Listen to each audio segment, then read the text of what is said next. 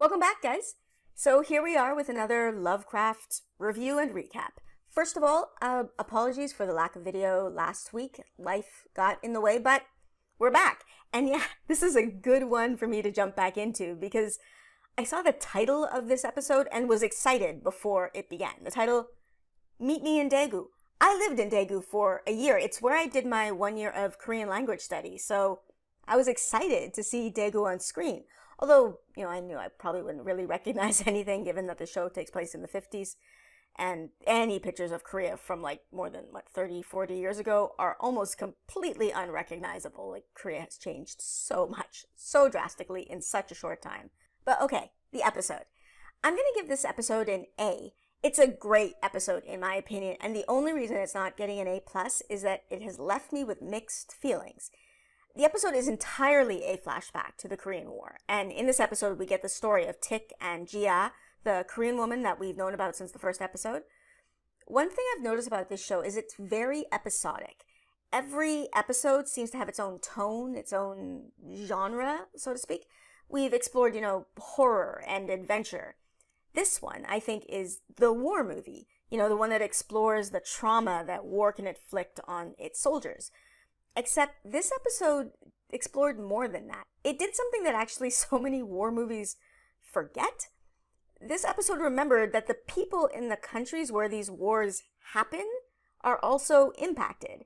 So often in war movies, the focus is on, the poor American, it's almost always an American, the poor American soldier who is traumatized by what he saw and or did in the war and just completely ignores the fact that what the soldier saw and or did was probably really traumatic for the people that he did them to or the country that he did them in. And so I think this episode handled that fairly well. Not perfectly, but well. I think actually better than most war movies in this specific regard. The story told in this episode is complex and left me, as I said, with mixed feelings. But I think that was intentional.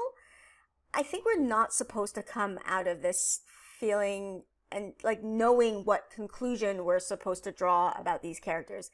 It is unsatisfying in a way that feels deliberate and weirdly satisfying. I know that sounds like it doesn't make a lot of sense, but I can't really explain it without going into spoilers. So I guess let's just jump into it. First of all, let me just say that I was impressed that as far as I could tell, all of the actors in this episode who were supposed to be speaking Korean appear to actually be Korean speakers. I'm obviously not going to be the best at detecting this, but I know that even with my mediocre Korean ability, I have more than once been able to tell that an Asian actor who did not speak Korean was hired and cast to play a Korean and then just maybe given a phonetic spelling of the Korean dialogue. For example, if you've seen Black Panther, I'm sure you have, there's a Korean woman who speaks in Black Panther, and I can tell you that I, along with all of the Koreans in the movie theater that I was in, burst out laughing when she started speaking because it was so clear that she did not speak Korean. But okay, well, these actors speak Korean. Even the one actor whose accent seemed a bit off, even to me, was portraying a Korean American, so he should have a strong English accent when he's speaking Korean because he's American. I know this probably isn't all that interesting to people who with no knowledge of the language, but I can tell you it would have completely taken me out of the episode and ruined it for me if it hadn't been done properly. But okay, seriously, let's begin the episode now. We begin in a movie theater with Gia, completely entranced by Judy Garland in Meet Me in St. Louis. She's alone in the theater and she begins to dance, so, she's obviously seen this movie plenty of times. And then we get the title card, Lovecraft Country. But this time there's also a Korean title card. It says Gumiho, the name of a spirit that we will hear about in this episode. So that, the title card had me already prepared for something that was going to happen. We see Gia and her mother making kimchi together. And I've done this once. I don't mean to keep inserting myself into the story, but yeah, making kimchi is a lot of work. And the fact that Gia ruins a batch by dumping a bunch of extra chili powder in it made me kind of side with her mother to start. But anyway, Gia says that after she graduates, they'll have enough money to make as much kimchi as they want, and this year they can just get extra from their neighbors if they need to. But her mother bristles at this suggestion, as apparently they haven't really been welcome since the death of her husband. Gia thinks that getting a degree will bring some respect back to her family, but her mom says the only thing that will fix things is for Gia to bring men home. Yeah, men. Plural. I'm honestly not sure if the plural was said in Korean. I rewound this and listened to it a few times, but well, Korean isn't as strict as English when it comes to specifying plurals. You can usually tell from context, but the subs say men. And we learned that, yeah, her mom does indeed want her bringing multiple men home. So, interesting beginning. We then go to Jia's nursing school, where they are studying cadavers and gossiping about one of their classmates, Youngja, who apparently has met a man who, and I gotta say this, I love this. I love that the subtitles, even this part is just in Korean. The guy asked her to speak Panmal to him. Usually when you see this in subtitles from Korean movies, they say something like, he asked me to be casual, or to speak informally. And those are both right. They explain the concept, but of course they sound stupid in English. Being asked to use informal grammar to speak Panmal is a sign of intimacy, both between lovers and between friends. And to be honest, it's something I have trouble with, because when I studied, I learned formal grammar, so it's hard for me to switch. But okay, stopping inserting myself now, kind of, maybe, sort of. But anyway, I love that the subs just use the word banmal, and they trust that the viewers are going to be able to figure it out from the context of the next few sentences, which you should be able to do. It's a better way to do this, in my opinion. But okay, back to the show. Youngja starts giving out advice on how to find a man, and we see Gia using this advice at some sort of speed dating event, and it is cringy as hell. She seems to try on a different persona with each man, but it has no effect. We see man after man just crossing out her as a potential date. Even though she doesn't get a match, Youngja invites her to join her and her date out for some coffee, and I'm honestly not sure here, but it really did seem like Youngja was flirting with Gia a bit. There are a couple of moments like this in the episode where I thought something like that was happening, but nothing comes of it. So I'm not sure. But okay, anyway, Gia joins them for coffee and meets a man at the coffee shop who she does take home, and boning occurs. And okay, it's a pretty standard sex scene until, well, there was a lot, and I mean a lot, of focus on this particular gentleman's O face, and I do not know why. It was weird.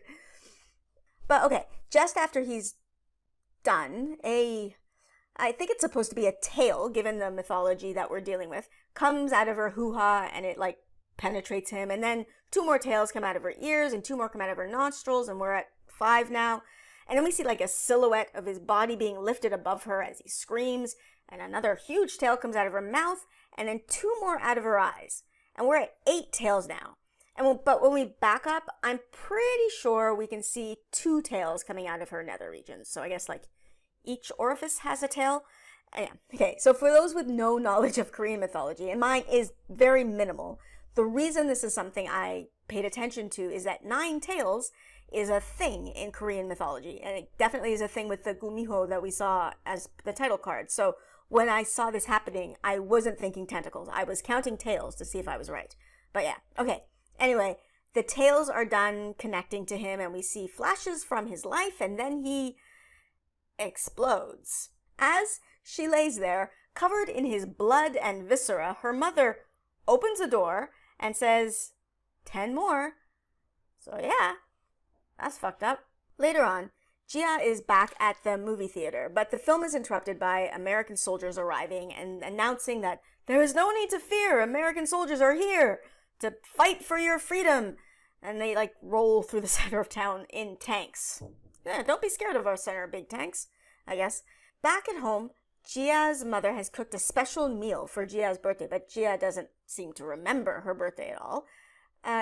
She does seem to remember her mother's husband's favorite food. And yes, that is how I'm going to refer to him, because that's how they talk about him in the episode. Chia's mother is shocked that she remembers anything about her husband, but it turns out that Chia absorbs the memories of all the men before they die, which, okay, this is where I tweak to some messed up stuff that must have gone down with her mother's husband, because how else was she absorbing his memories? We saw how that worked. But of course, okay, something messed up is still happening, because her mother then scolds her for not bringing any men home for over a month. Chia says that the hospital is full of wounded soldiers. She's busy. But her mother says, this is perfect. These American soldiers, they're monsters. Well, I can't actually say what their mother says without, offending YouTube's algorithm. But these soldiers violate the women that they say that they're sworn to protect. These soldiers are perfect for her to bring home. And Chia agrees, having seen this fact for herself. Her mother encourages her, saying that there's only 2 souls left that she has to absorb. She learned this from the Mudang. God, I'm inserting myself again. I learned this word today. I learned what this word means today. It's a shaman.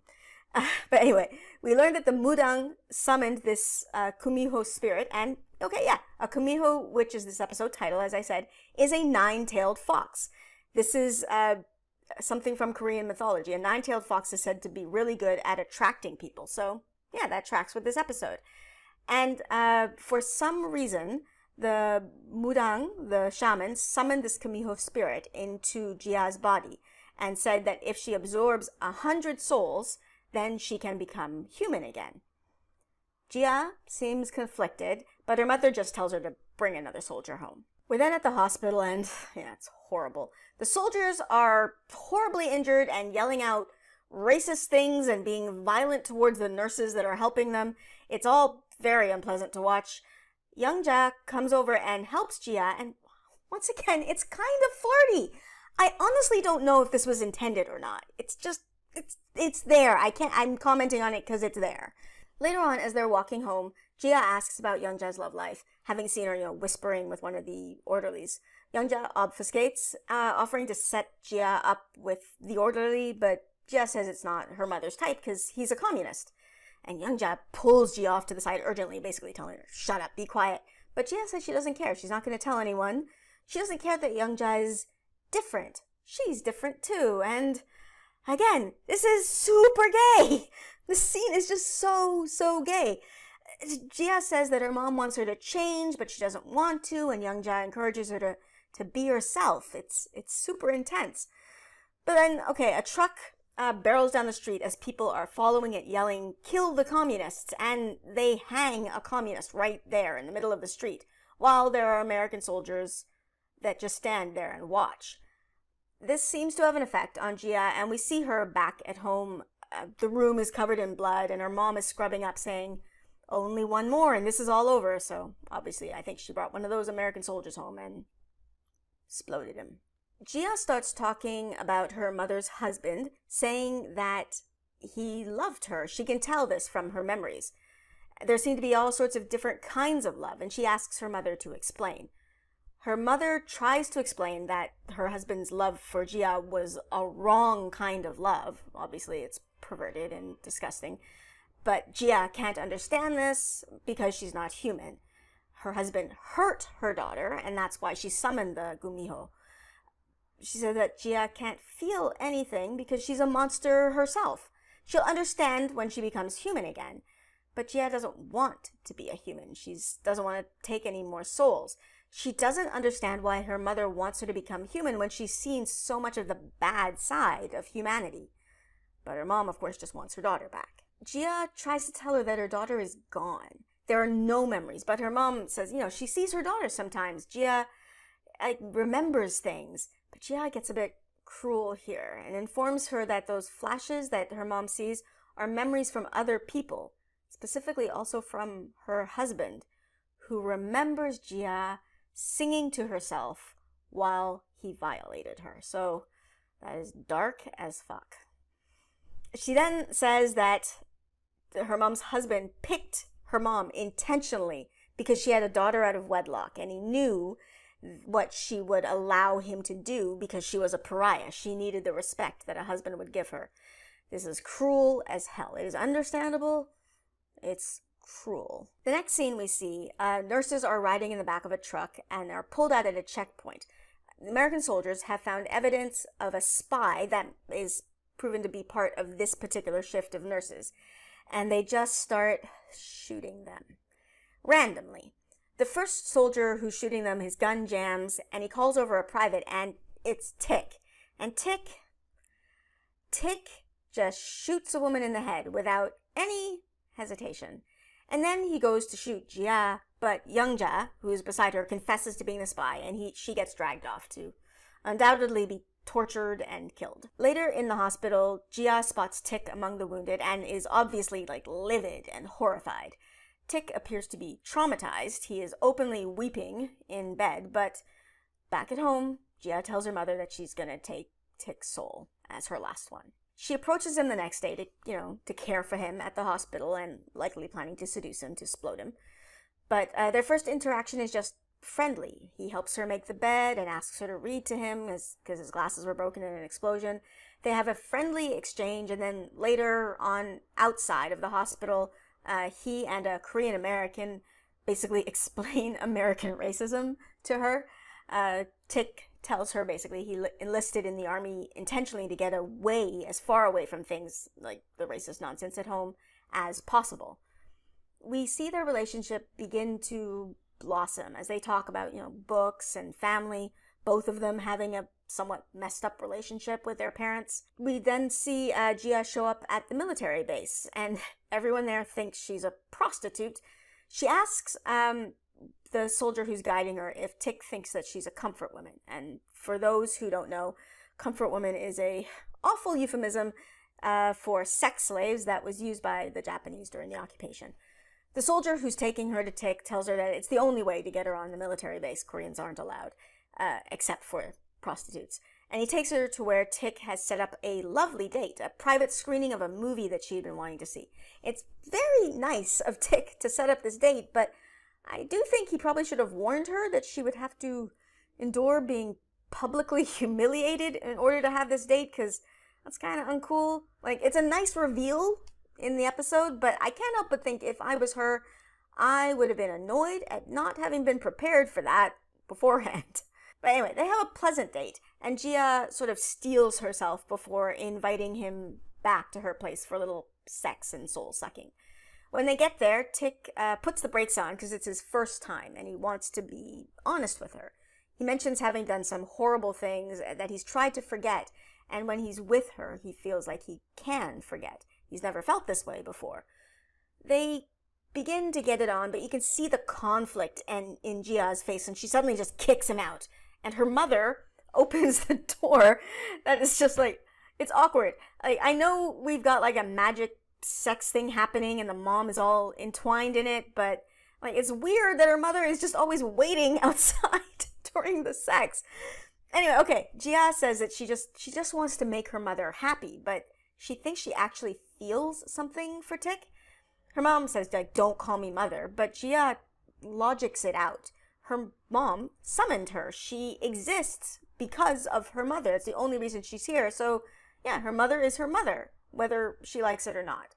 If that makes any sense. It makes sense in my head. Her mom reminds her that Tick killed her best friend, and if she really loves the person who killed her best friend, then she really is a monster. The next day, she returns to the military base, and Tick approaches her, all, understandably upset to see her after the night before. But she stops him by basically yelling out that he killed her best friend. And, she paints a scene for him, he remembers it, and says, that your friend was a commie sympathizer. He was just following orders. That's always a good excuse. And of course, this completely blows over the fact that he killed another woman too, for no reason at all, just to scare them. But apparently that woman didn't matter, but okay. He is upset that she knew the entire time and that she made him care for her, but she tells him she had planned to kill him. She knows he murdered her best friend, but he also sort of saved her. She'd never felt these feelings before. She saw how the war has torn him apart. She says, "We've both done monstrous things, but that does not make us monsters." And yeah, here I suddenly remembered that she's a murderer too. 99 times over a murderer. she says that we could be the people we see in each other. We just have to choose to be. And yeah, I can see that. They have a sweet and gentle sex scene, and Gia returns home to her mom and confesses that she's in love with Tick.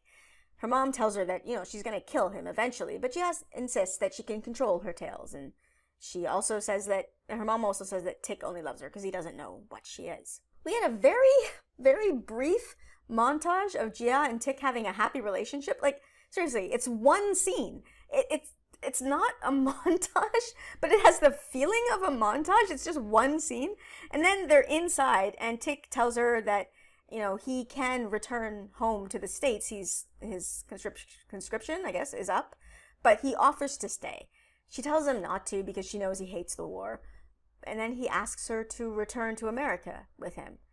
They have sex again, and Gia gets, lost in the passion of the moment, and her tales begin to come out and start to suck out Tick's soul. She sees flashes from his life, some of which are clearly Tick being a part of Young Ja's torture, which is, ugh. Then she manages to use her tales to throw him off of her and then retracts her tales, but she can't stop the visions. She starts to see, apparently, Tick's future. Sees him buying a ticket to Chicago, probably on the bus that was in the first episode, sees him in bed with a black woman, sees him being baptized, sees Letty, and then sees him strapped into some device die. She turns to him, warning him not to go home, that he's gonna die, but he just, quite understandably is freaking out. She begs him to listen to her, that she is a kumiho, but he just flees. Her mother, apparently just this one time, wasn't outside the room waiting while they had sex, and comes home later to find Gia crying alone in the dark. This finally seems to get to her, and she comforts her daughter. We then see Gia and her mother walking through the snow while Judy Garland's voice speaks about being the victim of many lies told about her. And first of all, this is the first time I think that this spoken word poem, or this is an interview, that we're hearing is not words by a black person, so that's interesting. But also, I'm actually not entirely sure of the connection between what Judy is saying and what this scene is. Gia and her mother are going to see the shaman that helped summon the Gumiho. They're there to ask the shaman about Tick, and if the vision of his death is going to happen.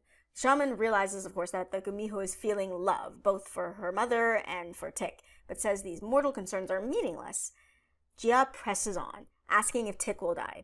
The shaman performs a ritual and says that Gia has not fully embraced her darkness, that she will see countless deaths before she is done, and the episode ends. And yeah, like I said, this one left me feeling conflicted. More about Tick than Gia, but they are both murderers. I think the reason that I feel more conflicted about Tick is that he is the character that we follow the most. And prior to this episode, we've been made to sympathize with him. He went through horrible things in the war. It was awful. He's traumatized.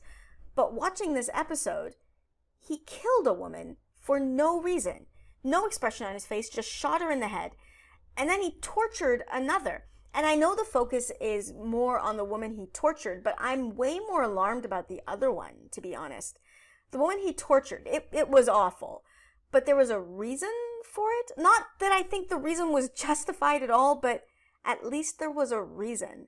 The woman he shot, that was just nothing. That woman did nothing. And the woman the other soldier shot also did nothing. They just died. And I honestly would feel less conflicted about him if Gia and Tick were together throughout the story, because I could sort of buy into the premise of their relationship, that they are both murderers who see the best in each other and will try to be that for each other. It's messed up, but there's a poetry to it. But Tick is now with someone else, and Letty isn't a murderer. And so this poetry is missing, and now it's just a murderer finding love and not having to pay for his crime. And this is what I feel mixed about, but I think that's intentional. As I said at the beginning, this episode is way more honest about what happened in this war than a lot of full-length movies, and a lot more honest about the fact that war is awful for everyone it touches, and it makes sure that the focus isn't only on the Western people. It reminds us that the country these wars are fought in are just as scarred, if not more so, than the soldiers who get to return home, and I appreciated that. Maybe I'm feeling this one more because it is Korea, and while I'm not Korean, this is where I live. I saw the faces of my friends reflected in the cast, and I felt this episode really deeply. So, yeah, I guess I will end this here. As usual, I will link to my Discord and my Patreon in the description below. And as always, like, subscribe, and I'll see you next time. Bye!